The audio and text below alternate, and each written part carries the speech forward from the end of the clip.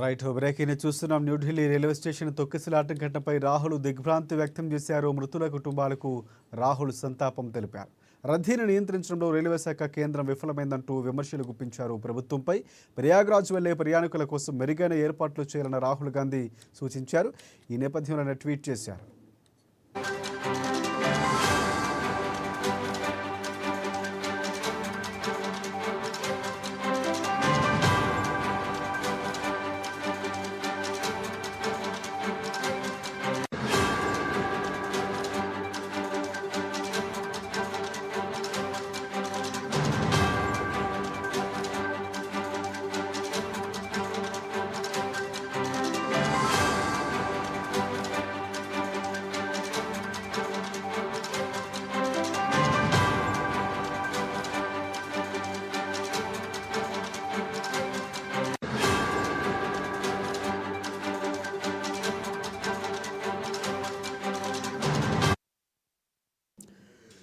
Right breaking చూస్తున్నాం. Delhi railway స్టేషన్లో తొక్కిసలాట ఘటనకు సంబంధించి తీవ్రంగా కలిచివేసిందని రాహుల్ గాంధీ అన్నారు.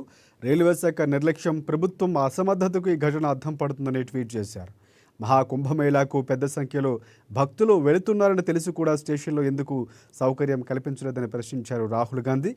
ప్రజలు ప్రాణాలు పోకుండా చూడాల్సిన బాధ్యత వ్యవస్థలపై ఉందన్నారు రాహుల్.